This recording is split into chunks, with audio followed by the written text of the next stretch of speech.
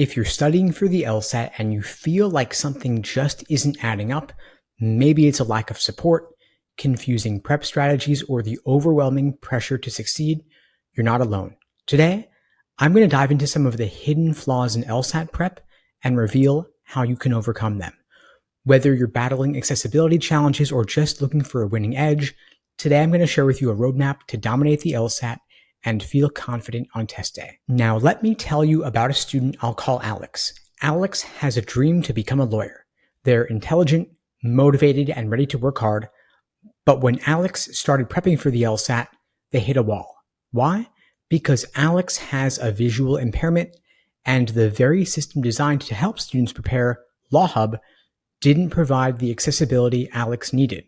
Alex couldn't use text-to-speech on practice tests, and the resources available weren't designed to meet Alex's needs. It wasn't just frustrating, it felt unfair. And here's the thing, Alex isn't alone. Thousands of students face challenges like this every single year. Whether it's accessibility issues, ineffective prep strategies, or sheer confusion about where to start, the LSAT often feels like it's designed to be an uphill battle. But here's the good news, you don't have to settle for less. Today, I'm sharing how you can take control of your LSAT prep no matter the obstacles. First, for those who don't know me, my name is Steve Schwartz. I've been teaching the LSAT since 2005, and I personally increased my own LSAT score from a 152 to a 175. Now, LSAC's LawHub markets itself as a tool that helps you simulate real test day conditions. But for many students like Alex, that promise falls flat. Features like text-to-speech, which could make practice tests accessible for visually impaired students, are not available inside LawHub. While there are accommodations available for test day itself, there's no support for the months of preparation leading up to it. And if you can't practice in conditions that mimic test day itself, you're at a disadvantage. This is not just about strategy, it's about fairness. And the reason for the limitations, the reason that you can't use text-to-speech in LawHub is that LSAC is protective of its intellectual property. They limit how test materials can be shared and accessed because they're afraid of piracy or misuse. But this focus can create barriers for students who need alternative formats or accessible options. Now, the balance here between LSAC protecting their content and ensuring accessibility for students is a bit off here, and students like Alex end up paying the price for a system that prioritizes its materials over its users. I mean, imagine knowing that you're capable of excelling on the LSAT, but the tools you need aren't there. This frustration isn't just logistical, it's typically deeply personal for the students affected, and it can make even the most determined students second guess their dreams. And success on the LSAT isn't just about mastering the content, it's about maintaining confidence and resilience in the face of challenges. And any system that makes that harder is failing its purpose. And so if you need accommodations, if LawHub is not meeting your needs, if LSAC is throwing up wall after wall, you've got to know and assert your rights. If you need accommodations, start off by understanding the Americans with Disabilities Act and how it applies to standardized testing, and document everything. Keep a record of every single interaction that you have with LSAC. If you ever need to escalate your concerns, thorough documentation is going to be your strongest tool. And if your needs aren't being met, don't be afraid to escalate the issue to a supervisor or one of LSAC's accommodation specialists. You've got to advocate for yourself, and you are entitled to fair treatment. Act like the lawyer you want to become. Start by advocating for yourself. And even if LawHub is not currently meeting your needs, there are alternatives.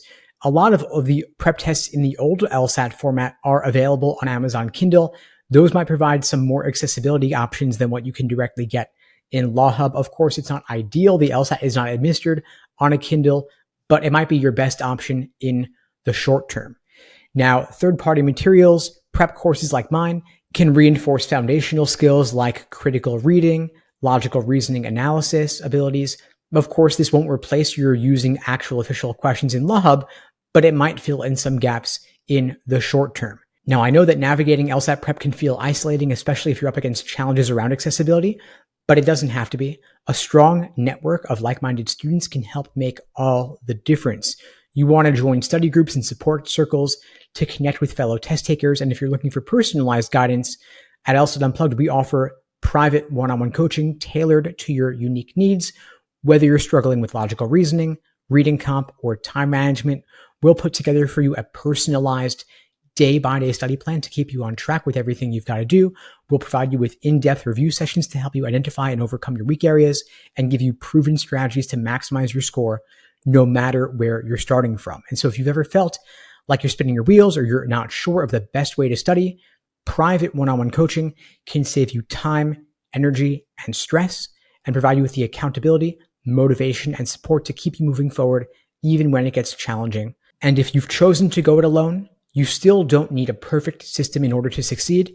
Instead, you want to focus on following a proven framework like the LASER approach that we orient our study plans around. LASER is an acronym standing for Learning, Accuracy, Sections, Exams, and Review. The idea being, the learning phase, you start off by mastering the basics. You focus on understanding the logic behind each section rather than rushing into full practice tests. A for accuracy is where you reduce mistakes first before you worry about speed later. Quality over quantity is always going to win. In the third phase, S for sections, you're taking timed sections individually to build up your stamina and your confidence to work on your pacing. The fourth phase, E for exams and endurance, taking full-length timed practice tests to simulate real test conditions and build up your endurance.